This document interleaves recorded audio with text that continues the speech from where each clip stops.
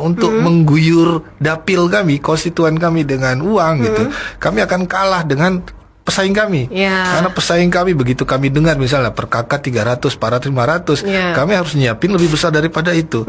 Akhirnya mereka saling berlomba-lomba untuk mengguyur itu, dan pasti setelah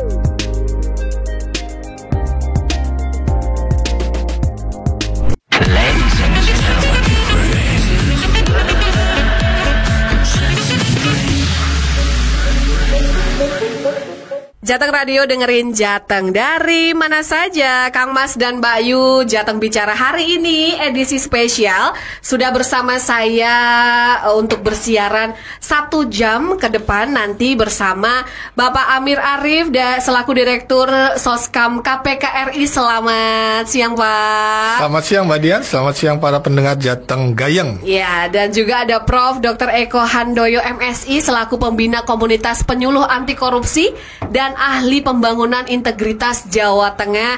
Selamat siang Prof. Selamat siang Mbak Dian, dan selamat siang para pendengar Gayeng Jateng. Ya, biar makin sayang, ini pendengar kita sebutannya adalah Kang Mas dan Mbak Yu. Oh, Kang Mas dan Mbak Yu. Kang Mas dan Mbak Yu. Jadi bisa disapa dulu Kang Mas dan Mbak Yu-nya yang ada di Jawa Tengah ini Pak dan Prof. Ya, kalau Kang Mas dan Mbak Yu mau bertanya, mumpung sudah hadir di sini langsung Pak Amir ya selaku Direktur KPK RI ini, dan juga Prof.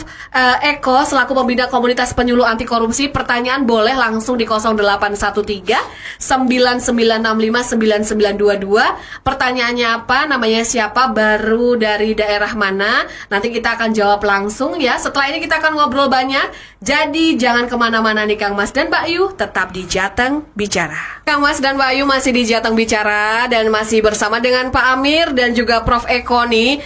Kita akan ngobrol banyak nih. Dan sebelum kita akan masuk ke tema kita, mungkin boleh diceritakan nih Pak Amir, karena kan hari ini juga bertepatan nih dengan launching bus KPK. Terus banyak juga mungkin Kang Mas dan Mbak Yu yang ikut menghadiri ke sana. Nah, boleh disampaikan nih rangkaian acaranya seperti apa sih hari ini tadi, Pak Amir, silakan.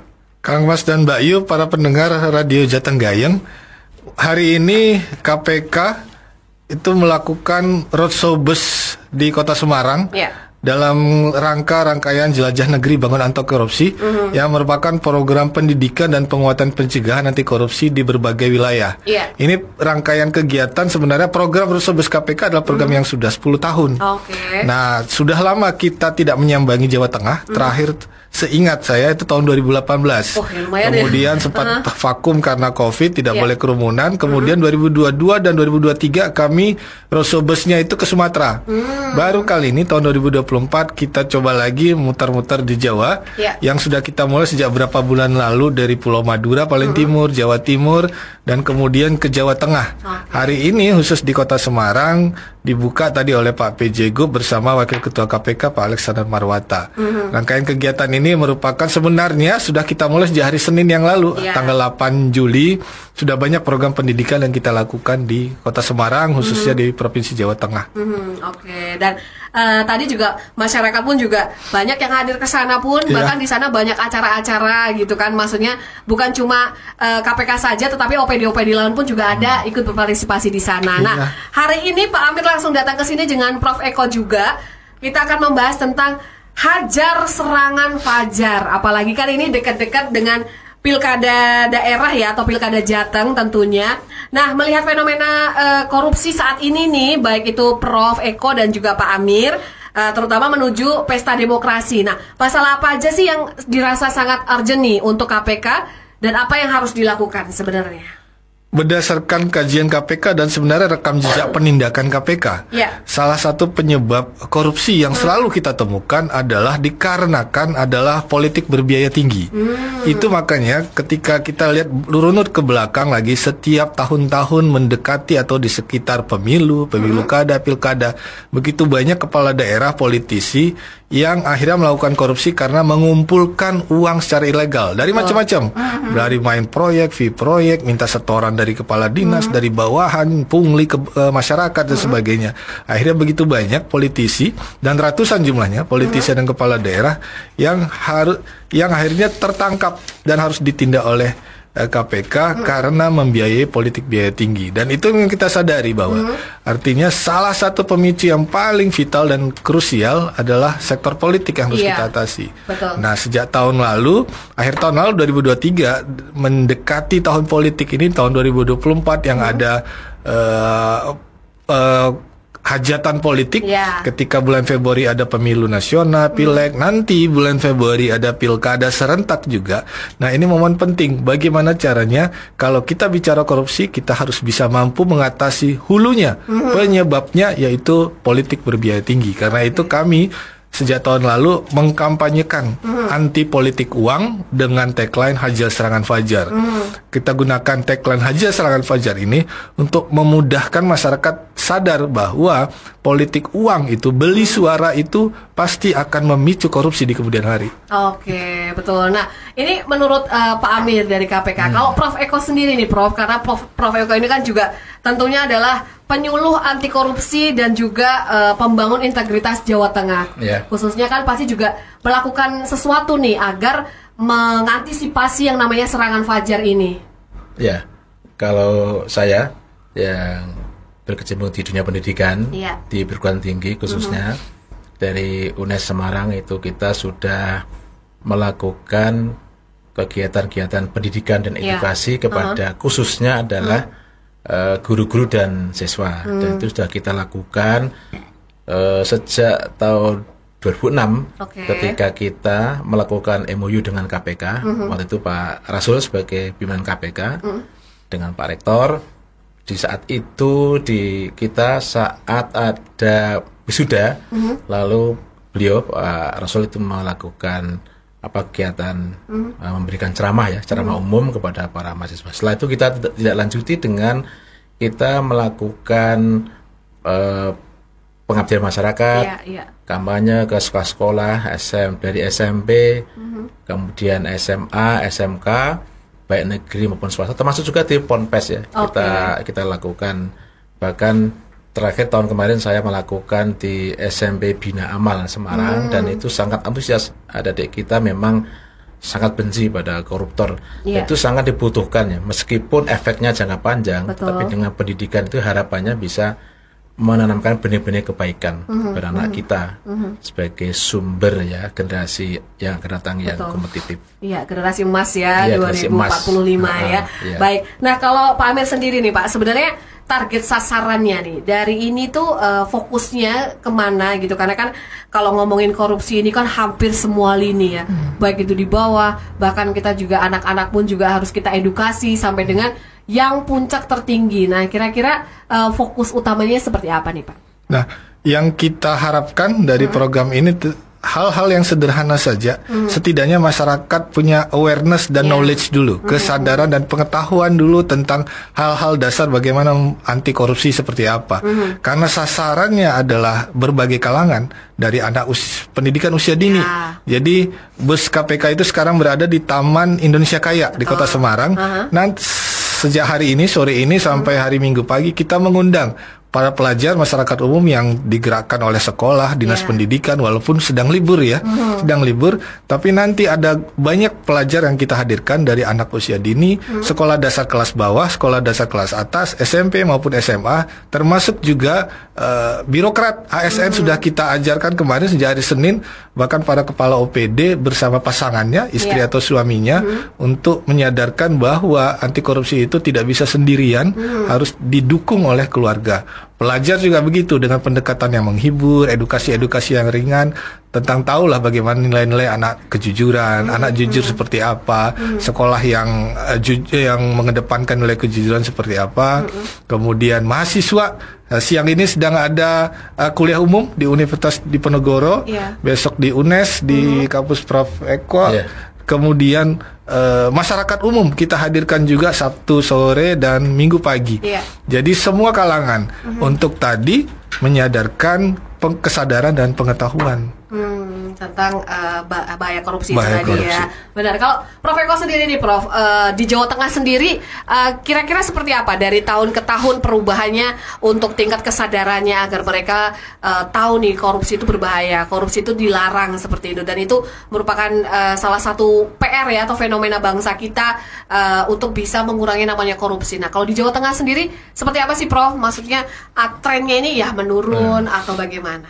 Ya, jadi kita punya Kompak API Jateng ya. Sebelumnya namanya Kompak Jateng, Komunitas Penyuluh Anti Korupsi. Dan itu hasil awal dari pendidikan yang dilakukan KPK kepada kita waktu itu 60 orang se-Indonesia. Kemudian dikembangkan sampai ribuan, bahkan mungkin puluhan ribu ya. Jawa Tengah sebagai pionir ya. Jadi kita berkomunikasi dengan Pak Gubernur waktu itu, kemudian ditindaklanjuti dengan aktivitas secara organisasi. Kita punya yang namanya semacam, kalau istilah dulu garsinan ya, itu ada lokasi-lokasi yang itu ada penanggung jawabnya, dan itu sangat aktif, baik itu di Semarang, di Solo Raya, di Pati, di Banyumas dan sebagainya. Itu semuanya sudah dikerahkan dengan mengajak semua lapisan masyarakat. Khususnya kita dibantu oleh teman-teman dari inspektorat, jadi itu sangat-sangat aktif, sampai masuk ke kampus, masuk ke sekolah-sekolah, ya semuanya untuk pendidikan bagi anak-anak kita. Karena memang yang utama itu anak-anak kita, karena itu yang nanti harus kita siapkan ke depan menghadapi situasi global yang sangat tidak menentu. Dan itu mereka harus dididik betul, karena meskipun intelektualnya bagus, mereka pintar, tapi kalau secara karakter tidak bagus, itu juga akan merusak masa depan bangsa. Betul sekali. Nah, seperti yang disampaikan Prof Eko, Pak Amir, mas anak-anak ya, maksudnya sekarang ini adalah generasinya adalah Gen Z. Atau milenial, itu pasti kita tidak pungkiri ya, mereka itu punya kekuatan besar gitu. Kalaupun kita mengajak mereka untuk menyebarkan anti korupsi yang bagus atau kampanye-kampanye di media sosial, itu pasti akan lebih didengar dibandingkan kalau kita berceramah di mana seperti itu. Nah, sejauh ini apakah dari KPK sendiri pun juga ikut melibatkan milenial dan Gen Z ini, dan mungkin ada nggak sih wadah untuk mereka? Yuk, ayo kita mensosialisasikan anti korupsi. Seperti apa nih Pak Amir? Silakan. Dengan target sasaran yang beragam tadi, bukan hanya Gen Z yang lebih kecil lagi, Gen Alpha sekarang. Gen Alpha yang anak PAUD, anak TK, tentu saja kita mengajarkan hal bagaimana anak jujur dan pemberani. Makanya kita lakukan dengan dongeng dulu. Dongeng, kita berikan dongeng, kita bawa pendongeng profesional maupun pendongeng dari KPK. Itu kita ajarkan ke mereka dengan cara bernyanyi, dengan pesan-pesan yang ringan. Sekarang mereka walaupun di usia dini, sebagaimana kata Prof Eko tadi, ini targetnya jangka panjang. Pesannya sekarang mereka recording di memori, recordingnya memori, nanti decoding ya, ingatnya pasti nanti mungkin belasan puluhan tahun yang akan datang, bahwa belajar jadi anak jujur pemberani tadi bisa dengan cara yang menyenangkan dan terekam terus sampai bertahun-tahun. Kemudian Gen Z-nya dengan pendekatan berbeda juga. Gen Z ini generasi TikTok. Generasi TikTok, generasi rebahan bisa saja. Maka pendekatannya nggak bisa kita menggurui, nggak bisa kita, mungkin tidak selalu bisa dengan tatap muka, tapi perlu dengan media digital campaign, lewat sosial media, dengan TikTok. Ada berbagai event yang kita perlombakan sekarang, bagaimana misalnya mereka bikin konten tentang anti korupsi, nanti ada hadiahnya. Jadi nanti hari Minggu kita umumkan atau hari Sabtu. Nah, sekarang sedang dibuka dan diumumkan ke masyarakat Semarang. Ikuti terus nih YouTube dan Instagramnya Rotsobes KPK.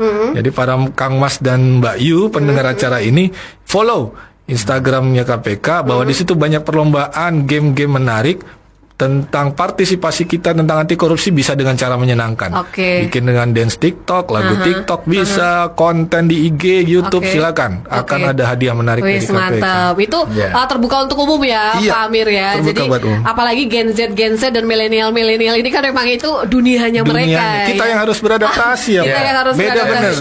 Kita harus menyesuaikan. Dunia mereka berbeda. Kita nggak akan bisa menggurui korupsi begini, jadi ini harus nggak bisa. Jadi kita beradaptasi, bikin mereka yang yang aktif gitu. Betul. Karena kalau tidak begitu ya susah ya. Iya, susah sekali. Nah, mungkin juga itu adalah salah satu beberapa tantangan ya. Sejauh ini tantangan terberat apa sih Pak? Karena kan tidak mudah ya untuk ayo kamu jangan korupsi. Kadang mereka tuh tidak sadar, misalkan kita mengambil kertas, ini bukan kertas miliknya mereka pun itu juga salah satunya juga korupsi seperti itu kan. Nah, sejauh ini tantangan terbesar nih dari Prof. Eko dan juga Pak Amir sendiri seperti apa sih yang sudah dijalankan untuk mengkampanyekan nih anti korupsi?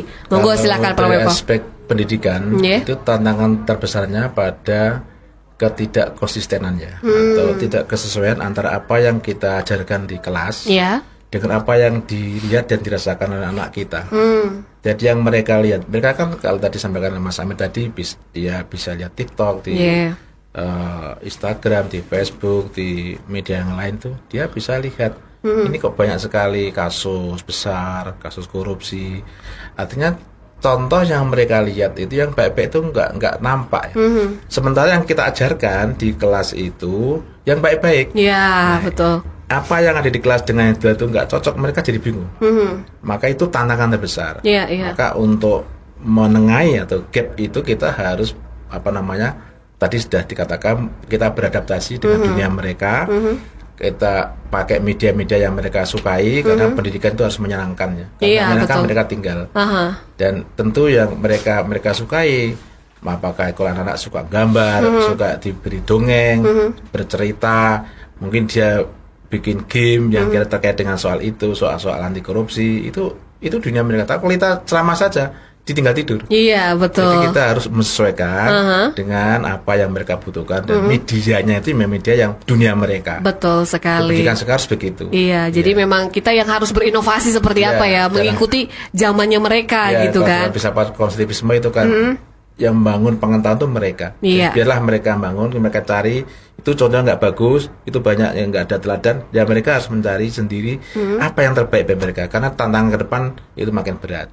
Jadi mereka lah yang kita semacam melepas busurnya, biar mereka yang lari mencari, tapi kita tetap menunjukkan ini loh yang baik-baik. Betul, tetap mengawal ya Pak ya. Mengawal, kan ada banyak contoh itu sudah dibuat bukunya di KPK ya, contoh-contoh teladan dari tokoh seperti Pak Ugeng ya, mantan Kapolri, lalu ada Gubernur Pak Hamengkubuwono ke-9 dan sebagainya. Itu kan contoh yang itu bisa diceritakan, itu juga bisa ditunjukkan lewat media. Anak-anak akan pasti dalam hatinya ini yang baik. Untuk ke depan itu pasti mereka akan bisa mendapatkan contoh yang bagus. Oke, baik. Kalau Pak Amir nih Pak, sejauh ini karena Pak Amir kan juga sudah berkeliling ke Indonesia gitu, pasti tidak mudah kan, beda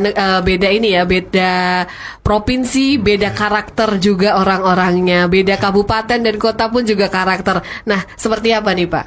Ujung tombak dari pendidikan anti korupsi tentu saja forum-forum komunikasi penyuluh anti korupsi dan ahli pembangunan integritas yang di Jawa Tengah ini digawangi Pak Prof. Eko, para guru, para pendidik, beliau-beliau inilah penyuluh dan pendakwah sebenarnya.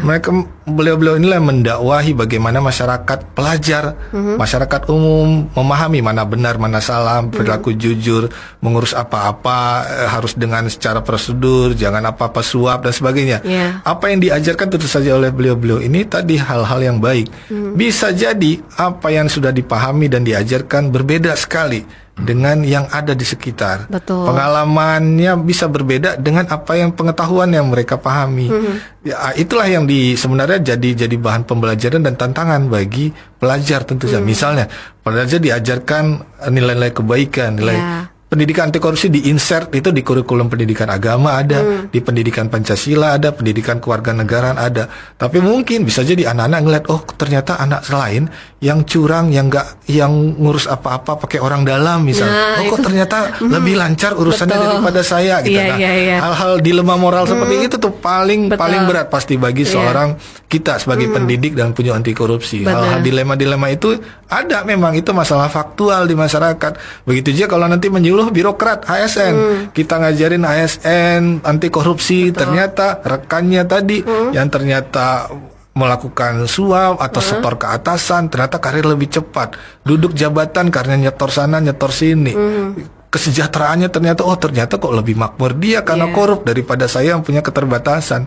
Nah, itulah tantangan pendidikan, tantangan penyuluhan itu pasti begitu. Iya, benar sekali. Jadi sebenarnya agak berat juga ya, Pak ya, karena kan melihat ternyata ada juga yang seperti itu dan itu banyak gitu, tapi pasti kita juga harus berjuang nih karena itu juga tidak bagus seperti itu ya. Baik, kita akan istirahat dulu sambil menunggu pertanyaan-pertanyaan dari Kang Mas dan Mbak Ayu juga. Ini sudah ada beberapa yang masuk, ada dari Kebumen, nanti kita akan bacakan. Kita masih tunggu yang lain nih Kang Mas dan Mbak Ayu, jangan kemana-mana, tetap di Jateng Bicara. Balik lagi.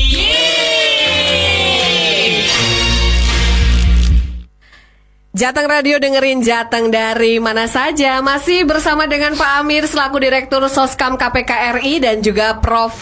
Dr. Eko Handoyo MSI selaku Pembina Komunitas Penyuluh Anti Korupsi dan Ahli Pembangunan Integritas di Jawa Tengah. Tadi kita sudah ngobrol-ngobrol banyak nih, ngobrol-ngobrol seluruh juga nih Kang Mas dan Bayu. Kalau misalkan Kang Mas dan Bayu mau bertanya-tanya, boleh sekali, ditunggu pertanyaannya. Nah, sekarang kita akan lanjut lagi nih, Prof dan juga Pak Amir.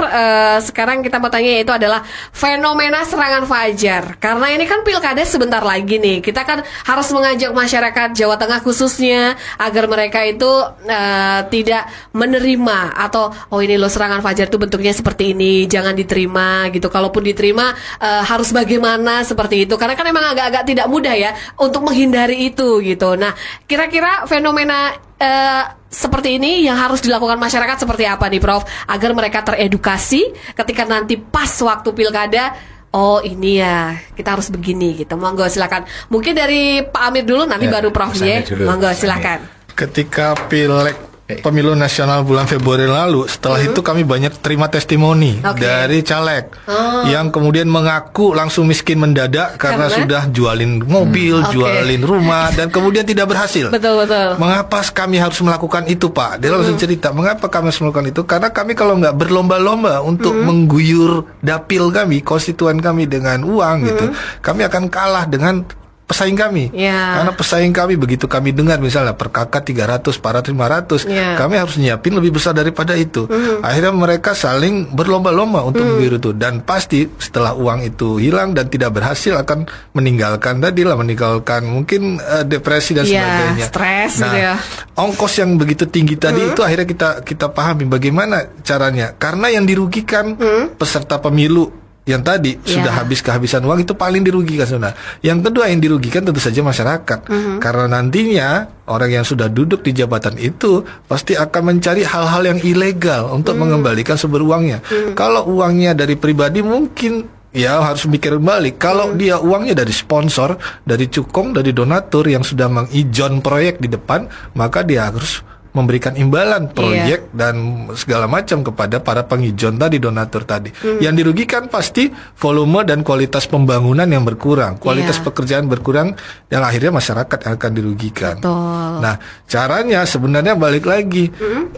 Kalau dari kajian kami dan berdasarkan kajian Pusat Penelitian Politik BRIN, LIPI dulunya, itu cara mengatasi itu memang perlu pekerjaan panjang.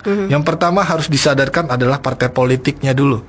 Partai politik nggak boleh lepas tangan kalau ada kadernya melakukan itu. Bener. Jangan dibiarin kader berdarah-darah berlomba-lomba untuk tadi vote buying. Dan sepertinya nih, partai politik juga sepertinya memang lepas tangan, biarin itu. Toh pada tujuannya katanya, tujuannya adalah kekuasaan katanya. Bagaimanapun kami politik tujuannya adalah kekuasaan, Pak gitu. Jadi seakan-akan tutup mata, padahal itu merugikan kadernya sendiri. Yang rugi pada kadernya sendiri. Jadi kita harus sebenarnya menanamkan bagaimana partai politik juga harus berintegritas. KPK sebenarnya punya sistem yang sedang kami usulkan di Kemendagri. Namanya SIPP, Sistem Integritas Partai Politik. Di situ kita bikin panduan bagaimana partai politik harus secara internal mampu menanamkan integritas dan mengelola dana politiknya secara lebih akuntabel dan transparan mandiri. Jadi satu tuh, partai politiknya juga harus benar. Yang kedua, penyelenggara pemilunya harus benar dulu. Jangan sampai KPU, Bawaslu, dan DKPP itu memang harus kita dorong tetap sebagai penyelenggara pemilu yang berwibawa, yang menghasilkan pemilu yang legal dan legitimate. Jangan sampai KPU-nya malah disuap untuk memindah-mindahin suara di saat hari perhitungan. Itu dia. Jangan sampai Bawaslu begitu terlihat ada pelanggaran dibiarin dan segala macam. Itu yang harus juga kita perkuat, penyelenggara pemilu. Yang ketiga, pemilih tentu saja. Pemilih, voter, dan para Mbak Yu, Kang Mas yang mendengarkan acara ini, masyarakat sadarlah bahwa terbuai dengan beberapa ratus ribu ketika pilkada, pemilu akan merugikan masyarakat yang lebih luas. Baik. Kalau diterima uangnya aja tapi nyoblosnya enggak, kan kadang-kadang begitu ya. Dulu itu jargon yang salah sebenarnya. Diterima aja uangnya, jangan pilih orangnya. Jangan pilih orangnya. Padahal itu tetap merugikan. Pada akhirnya akan merugikan karena uang itu enggak cuma dari pribadi si caleg, pasti dari segala macam yang dia harus memikirkan lagi bagaimana caranya balik modal. Jadi yang benar adalah tolak uangnya, jangan pilih orangnya. Nah, tolak uangnya, jangan pilih orangnya. Jadi sekali lagi diluruskan ya, jangan mengikuti jargon lama, terima uangnya, jangan pilih orangnya. Tapi ini harus ditolak semuanya ya. Betul. Pilihnya pakai hati nurani ya. Iya, betul. Kalau Prof Eko sendiri nih Prof, karena kan Prof Eko juga sudah sangat berpengalaman nih. Kira-kira seperti apa nih dengan fenomena-fenomena serangan fajar ini Prof? Ya, itu kan sesungguhnya merupakan money politik ya. Iya, betul. Nah, untuk menang dengan cara tidak halal itu dilakukan oleh mereka yang punya uang dan mereka yang punya uang lebih ya. Money itu yang kemungkinan menang. Jadi karena mereka kan istilahnya dia akan jualan tapi harus belanjanya itu kira-kira nyukupi untuk dia bisa menang. Jadi sekali lagi saya kembali ke soal edukasi. Jadi pendidikan, karena yang disasar kebanyakan itu adalah kelompok masyarakat menengah bawah, khususnya masyarakat miskin, mohon maaf ya.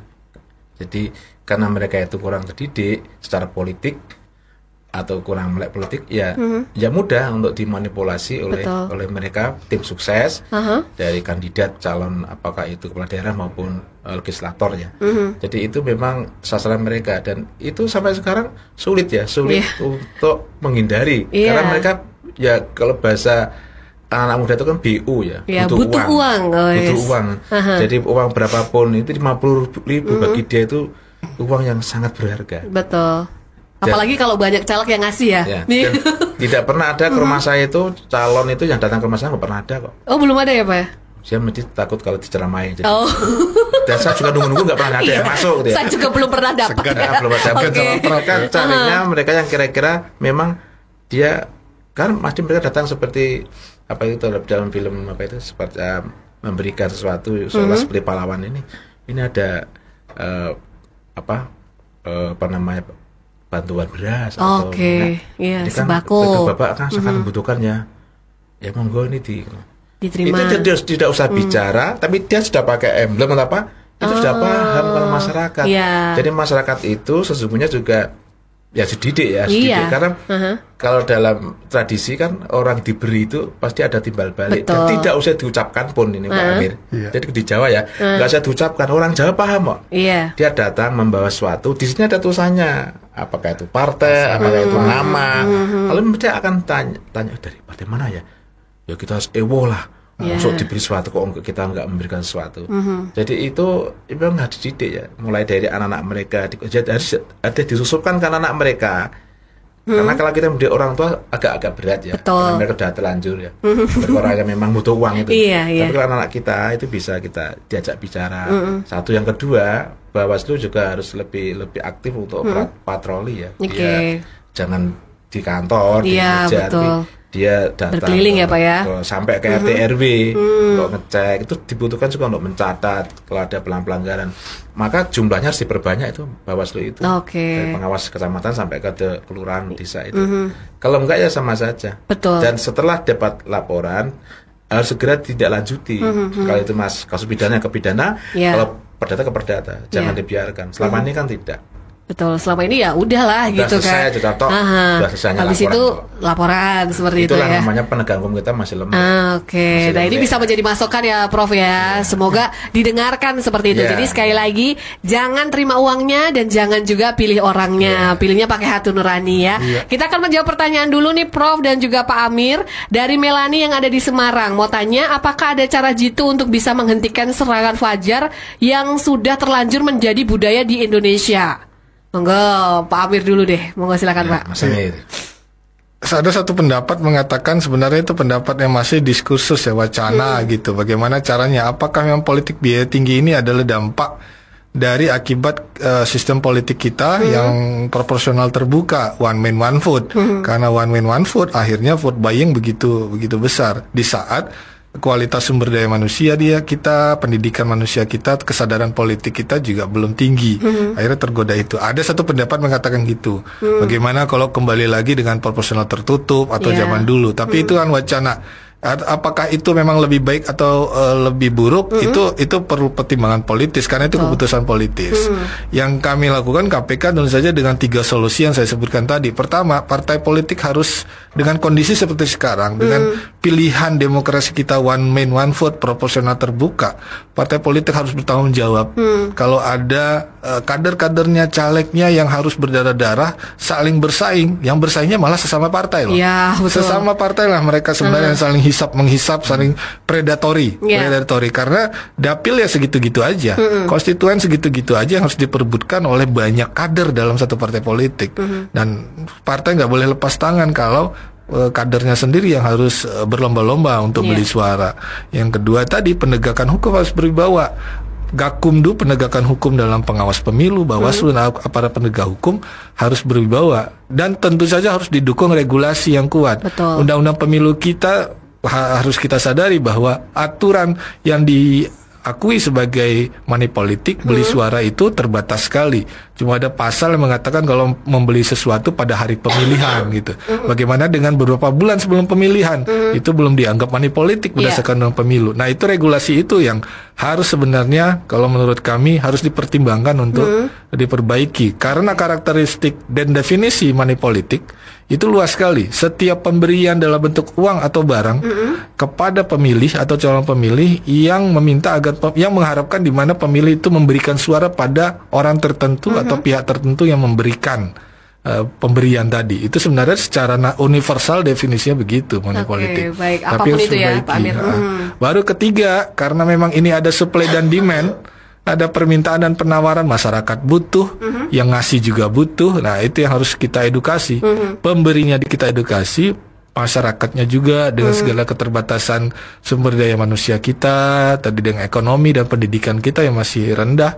Tentu saja jalan panjang untuk memberikan pendidikan politik yang berkualitas. Betul, dan itu juga harus didukung ya, bukan cuma tugas KPK dan juga Bawaslu dan semuanya, tapi ini juga peran masyarakat pun juga harus terlibat di dalamnya. Peran negara. Nah, kalau menurut Prof Eko sendiri seperti apa nih Prof? Ya, jadi pendidikan itu memang hasilnya kan jangka panjang. Dan itu melibatkan semua, baik itu pendidikan formal, pendidikan non formal maupun pendidikan informal. Itu cara yang memang jangka panjang. Jangka pendeknya tadi regulasi lalu penegakan hukum itu jangka pendeknya. Tanpa pendidikan yang baik, maka kita kan punya namanya pedagogi kritis ya. Jadi dalam pendidikan di kelas atau di kampus itu memang anak-anak harus diajari untuk berpikir kritis. Dosen atau guru tidak boleh dia marah-marah, dia lalu kalau bahasa Jawanya ngecek ya. Ini kalau pendapatnya bagus lalu nilainya jelek, nggak boleh. Ya biarkan mereka dapat data, dapat informasi yang lebih bagus, ya biar mereka bisa menyampaikan di kelas. Dan itu sangat-sangat penting. Kalau mereka bisa dididik secara kritis, mereka juga akan berani nanti. Meskipun masih sekolah, masih jadi mahasiswa, berani untuk melakukan perlawanan secara moral, secara politik, menyampaikan petisi, dia berpendapat di media, itu sangat dibutuhkan. Karena media itu kalau masif itu kan lama-lama juga akan bermanfaat untuk mendidik anak-anak bangsa ke depan. Dan itu harus dilakukan secara rutin, terus menerus, tanpa henti. Jadi KPK harus mendampingi kejaksaan, kepolisian, semua institusi, termasuk sistem pendidikan, sekolah, perguruan tinggi, itu harus selalu dan selalu. Sebab kalau kita melatih karakter unggul atau mulia, itu ibarat kita melatih otot. Jadi kalau orang yang suka main fitness itu, ya, dia fitness itu kalau dia mungkin seminggu tidak fitness pasti kendor otot. Itu sama dengan karakter. Kalau itu tidak rutin, ya nanti kendor lagi. Betul. Ibarat kalau dalam hukum agama, iman itu bisa naik turun. Kalau itu orang sering pengajiannya, dia masih kuat. Begitu dia bolong 2 minggu sebulan, lupa lagi, setan masuk. Iya, seperti itu ya. Baik, berikutnya kita akan melanjut lagi pertanyaan. Ada Benny yang ada di Banjarbaru. Kenapa gratifikasi yang selalu diperhatikan selalu gratifikasi soal uang, Pak? Padahal gratifikasi dalam bentuk pemberian barang pun banyak. Dan kalau ketahuan akan lebih berat mana nih hukumannya, Pak? Gratifikasi uang atau gratifikasi barang? Monggo, Pak Amir. Ya. Secara definisi berdasarkan Undang-Undang 3199 Junto 20 2001 tentang Undang-Undang TPK, tindak pidana korupsi, gratifikasi itu khusus di satu pasal 12B besar. Di situ dinyatakan gratifikasi itu sebenarnya pemberian dalam arti luas. Uang, barang, natura, bentuknya apa, termasuk pelayanan-pelayanan jasa lainnya yang memang diberikan karena si penerima dipandang sebagai orang yang punya jabatan. Sifatnya itu pemberian karena jabatan dan sebagai tanam budi. Nah, karena pemberian itu luas, mana yang legal gitu ya. Tentu saja karena kita masyarakat sosial, bisa jadi terimanya misalnya dalam acara hajatan-hajatan sosial yang memang secara umum berlaku. Tapi kalau dia pemberiannya karena jabatan, orang ngasih karena jabatan. Saya ngasih karena punya kekuasaan, pangkat, kedudukan. Kalau kita nggak punya kedudukan, mungkin orang itu nggak akan ngasih. Itu saja sih assessmentnya. Maka itu udah gratifikasi. Pasti orang yang ngasih itu nggak akan punya keridoan yang begitu. Pasti tanam budi dia. Suatu saat saya punya bisnis, mohon diperhatikan. Suatu saat saya diingat sebagai hal yang baik, yang royal. Nah, karena itu pemberiannya macam-macam. Bisa saja tidak hanya uang, barang, hal-hal yang kecil yang sebenarnya bernilai mahal, sepatu mewah, jam tangan mewah, segala macam yang dia ngasih. Menurut dia ini ikhlas, ini ridho, ini nggak ada, saya nggak minta maksud apa-apa gitu. Tapi pasti tanam budi. Bisa juga dalam hal yang non uang, barang, perjalanan wisata, traveling, diberikan kendaraan yang mewah, Harley Davidson, mobil mewah, Rubicon, mobil-mobil mewah yang diberikan oleh kontraktor atau perusahaan-perusahaan. Itu ya, Pak ya? Iya. Jadi itu macam-macam memang pelayanan-pelayanan seperti itu, entertain yang sifatnya mewah ke luar negeri, itu seringkali kita tindak. Makanya itu termasuk juga gratifikasi. Ada banyak kasus kemarin yang di pejabat di Ditjen Pajak, Kepala Bea Cukai, yang terungkap karena itu ternyata diam-diam rutin terima setoran, kemudian punya tas mewah, barang mewah, motor besar, Rubicon dan sebagainya. Jadi tidak hanya pemberian dalam bentuk uang, pasti barang dan barang-barang mewah. Betul, dan semuanya ada juga ini ya, hukumannya pun juga menanti gitu Pak ya. Jadi jangan apapun itu, yang jelas pasti semuanya ada hukumannya. Nah, kalau menurut Prof Eko nih, bagaimana di Jawa Tengah nih fenomena gratifikasi ini? Apakah juga ada teguran seperti apa atau sudah masif pelarangannya atau seperti apa nih, Prof? Ya, yang kita kan masuknya di dunia pendidikan. Di dunia pendidikan, di sekolah, di kampus. Iya, kalau lulus sekolah ya. Sebenarnya sudah ada ketentuan atau regulasi yang dilakukan oleh masing-masing, baik itu sekolah maupun kampus. Kalau di kampus misalnya di kita, kan sudah ada peraturan mengenai anti gratifikasi, juga ada UPG-nya. Di sekolah juga ada. Jadi sekarang sudah nggak bisa lagi. Jadi kalau misalnya orang mau nitip masuk ke kampus atau masuk sekolah, lalu ngasih uang sekian, itu nggak bisa lagi karena kita kan pakai sistem. Betul. Jadi kalau di pendidikan kan sudah ada sistemnya. Kalau ada zonasi, kemudian dia punya prestasi, lalu dia mungkin kalau usia lebih tua itu ada poinnya. Ya itu nanti sudah dihitung dengan sistem, sudah selesai. Begitu dia yang di bawah, meskipun dia anak orang kaya, dia punya uang banyak, dia nggak bisa masuk, karena memang sistemnya begitu. Jadi memang sudah tidak boleh yang namanya gratifikasi seperti itu ya. Lanjut, kita ada Dido yang ada di Simo. Tahapan pengusutan kasus korupsi, apakah sesulit dan selama itu Pak? Kok kalau saya lihat di berita-berita pengusutan kasus korupsi itu bisa sampai tahunan? Monggo nih Pak Arik, Pak Amir. Sifatnya terlalu teknis ya tentang penindakan. Masyarakat tuh memang sukanya ngikuti yang penangkapan. Jadi kita kalau ke daerah gitu, mungkin Prof Eko juga mengalami kalau bertemu masyarakat nggak usah diajarin, yang penting pejabat itu ditangkap aja Pak. KPK nggak usah ngajarin hal-hal yang seperti ini, nggak perlu datangin sekolah gitu. Pokoknya pejabat aja ditangkapin karena yang melakukan bukan anak sekolah katanya. Saya kemarin terakhir di kabupaten di Jawa Tengah juga masih dapat protes seperti itu. Tapi karena memang begitulah masyarakat. Terus Pak Amir menjawabnya seperti apa kalau gitu Pak? Tentu saja proses penindakan dan pendidikan termasuk juga perbaikan tata kelola adalah 3 pendekatan yang harus sama pentingnya, sama powerfulnya. Pendidikan dan pencegahan melalui perbaikan tata kelola hanya bisa berhasil kalau penindakannya juga harus tegas dan berwibawa. Proses penindakan itu tentu saja dengan hukum acara pidana karena kaidah hukum pidana itu memang berdasarkan pembuktian dan pengumpulan alat bukti. Memang tentu saja dinamikanya dan tantangannya beda-beda tiap case, tiap kasus. Dulu saya penyelidik mengalami sekali bagaimana ada kasus yang cepat sekali pembuktiannya, tapi tentu saja peristiwa pidana korupsi itu semakin lama semakin kompleks. Semakin lama semakin kompleks dan orang pelakunya sendiri semakin lihai. Zaman dulu orang bisa suap cuma cash in hand satu, ngasih pemberi langsung kepada penerima, bisa ditangkap tangan, obrolannya bisa terdengar dengan tubuh. Tapi semakin lama semakin kesini kami menyebutnya sebagai evolusi korupsi. Semakin lihai, semakin licin. Orang memberikan sesuatu, bersekongkol dan bermufakat sesuatu dengan perantara, dengan kurir, pemberian suap dan sebagainya. Tidak lagi A kepada B, tapi A kepada B di luar negeri, B di luar negeri lagi kepada C layernya kemana lagi gitu. Bisa negara berpindah 2 sampai 3 negara untuk mentransfer uang secara ilegal. Nah, hal itulah yang menjadikan pasti semakin canggih semakin rumit pembuktiannya. Itu yang pasti lama. Semakin lihai tentu saja.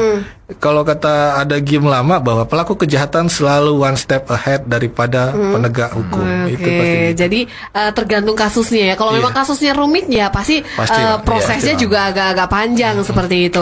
Baik, nanti kita akan menjawab pertanyaan lagi dan kita akan lanjut ngobrol-ngobrol lagi. Kita akan istirahat sebentar nih Kang Mas dan Mbak Ayu. Jangan kemana-mana, tetap di Jateng Bicara. Jateng Online Radio, dengerin Jateng dari mana saja. Kang Mas dan Mbak Ayu di Jateng Bicara kali ini masih bersama dengan Pak Amir selaku Direktur Soskam KPK RI dan juga ada Prof. Dr. Eko Handoyo selaku Pembina Komunitas Penyuluh Anti Korupsi dan Ahli Pembangunan Integritas Jawa Tengah. Kita lanjut membaca SMS dulu ya, WA dulu nih. Berikutnya pertanyaannya ini ada Nazar di Semarang aja. Misal nih Pak, saya tetap menerima amplop. Berarti tadi menyimak ya obrolan kita ya. Tapi kami juga tetap merahasiakan nih siapa yang akan kami pilih. Bisa jadi kan kita tidak memilih yang diminta sama yang memberikan serangan fajar. Apakah boleh? Monggo. Nah, itu yang sebenarnya kita larang dan kita harus sadarkan bahwa tagline jargon zaman dulu, terima uangnya jangan pilih orangnya, tidak berlaku lagi sekarang. Yang ada adalah tolak uangnya, jangan pilih orangnya. Mengapa itu harus kita lakukan sekarang? Kita putus rantai kebiasaan itu karena harus kita sadari kita terima 200-300 ribu per orang. Artinya kalau jutaan orang yang dia sebar uang itu harus kita pikirkan uang itu bersumber dari mana dan bagaimana dia harus memberikan imbalan bagi donaturnya, dari sponsornya. Dan pasti kita masyarakat yang harusnya mendapatkan pelayanan publik dan kualitas pembangunan yang baik akan mendapatkan kualitas pembangunan yang buruk, menurun dan sebagainya. Karena itu pasti berdampak. Banyak sekali yang organisasi agama, fatwa MUI, fatwa NU, fatwa Muhammadiyah mengatakan bahwa vote buying, money politik itu haram. Haram ya. Udah jelas. Silakan di Google bahwa itu sebenarnya sudah sejak lama, sejak 4 periode pemilu sebelumnya, MUI, NU dan Muhammadiyah sudah mengeluarkan masing-masing mengeluarkan fatwa bahwa beli suara, vote buying dan money politik itu baik si pemberi dan si penerima itu haram. Udah jelas itu. Dan itu yang memang sedang pasti jangan lelah untuk kita hentikan kebiasaan itu. Oke, baik. Mungkin Prof. Eko mau menambahkan, Prof? Ya, kan dalam agama kan riswah ya. Iya. Penyuapan. Biasanya kan dilakukan untuk mendapatkan jabatan. Jelas sudah dilarang, baik itu mazhab Syafi'i, Hanafi itu semua dilarang. Jadi memang tadi betul. Jadi anak-anak kita harus dididik dengan tegas bahwa itu tidak benar. Betul. Kalau kita permisif, ya itu nanti mereka menjadi ini boleh ya. Jadi harus mengatakan tidak. Harus tegas ya. Tegas. Tidak, saya tidak mau menerima gitu ya. Betul. Oke, berikutnya ini dari Reza yang ada di Kebumen. Kalau saya boleh bertanya, korupsi itu kan bisa dari berbagai kalangan masyarakat dan kebetulan sedang ada program yang dijalankan. Nah, bagaimana nih KPK sendiri memastikan bahwa setiap pegawai KPK itu menjalankan tugasnya dengan integritas tinggi dan bebas dari pengaruh korupsi nih, Pak Amir? Ekspektasi masyarakat terhadap penegakan hukum harus yang berwibawa itu sangat tinggi. Makanya tidak mungkin menyapu lantai supaya menjadi bersih dengan sapu yang kotor. Karena itu di dalam instansi penegakan hukum, di dalam instansi KPK itu nggak boleh ada kesalahan pelaku kejahatan korupsi. Makanya kalau ada kejahatan korupsi harus ditindak dengan tegas. Siapapun itu, baik dari level pimpinan maupun sampai level pegawai. Makanya kemarin ada pimpinan maupun beberapa puluh orang pegawai yang pangkatnya rendah gitu ya, tugasnya mengawal tahanan, mengawal rutan, tapi kemudian terima setoran dari tahanan, kita tindak tegas. Pelaku-pelaku intinya kita pidana dan sudah ditahan sekarang, dan pelaku-pelaku lainnya menikmati, kita hukum disiplin berat dan kita pecat semuanya. Nah, zero tolerance, KPK sampai sekarang harus zero tolerance karena ekspektasi masyarakat terhadap kewibawaan penegakan hukum itu sangat tinggi pada kami. Betul, seperti itu ya. Jadi jangan khawatir ini buat Reza yang ada di Kebumen, karena semua juga ada pengawasannya, seperti itu ya. Nah, karena ini tadi juga banyak yang mendengarkan adalah generasi-generasi muda, termasuk Prof Eko juga menangani murid-murid dan juga mahasiswa-mahasiswa. Nih, bagaimana nih caranya mengajak generasi-generasi muda untuk ikut ya, mensukseskan pemilu nih nantinya atau pilkada serentak ini agar bisa berjalan dengan lancar tanpa korupsi juga. Monggo, silakan Pak Amir dulu ya, nanti baru Prof Eko, silahkan. Nah, mengatasi kejahatan korupsi sama seperti mengatasi kejahatan lain apapun, bahwa harus dalam teori kriminologi ada namanya pendekatan 3 cabang, three-pronged approach, bahwa mengatasi kejahatan apapun harus menghapus faktor pemicu kejahatan, faktor kriminogen namanya. Menghapus faktor kejahatan itu dengan 3 pendekatan yang harus sama pentingnya.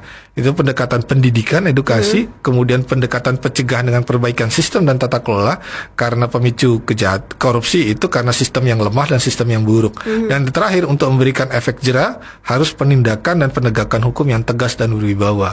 Ketiga pendekatan itu harus sama powerfulnya, sama kuatnya, dan sama-sama dibarengi dan dilakukan secara simultan. Itulah solusinya. Oke, seperti itu ya. Kalau Prof Eko sendiri nih, dari segi pendidikan nih, seperti apa nih Prof? Saya ingat Laut Badan Powell ya. Badan Powell itu yang menggerakkan gerakan terkenal sebagai Bapak Pandu Dunia. Jadi dia mendidik 10 orang. Jadi 10 orang. Jadi kita memang harus melakukan dalam skala kecil, kita libatkan anak-anak kita didik dengan kita menjadi teladan, menjadi contoh. Kita dekat dengan mereka, kita jadi teladan tentang kejujuran, tidak bohong, kita berani mengungkap kebenaran. Itu harus mereka lihat. Jadi tidak mereka lihat yang di luar, tapi mereka lihat diri kita. Yang kalau itu kita dekat dengan mereka, pasti dia akan mencari contoh. Betul. Oh, ternyata yang Pak E, Pak X, Pak Y ini memang bisa kita contoh. Jadi harus kita lakukan. Yang kedua tadi betul bahwa semua pihak itu harus terlibat. Harus terlibat, baik itu dari pemerintahan, dari kalangan pengusaha, dari perguruan tinggi, sekolah, masyarakat, itu harus terlibat aktif. Tentu KPK ini sebagai satu lembaga ya yang independen, itu memang ya selalu menjadi yang terdepan ya.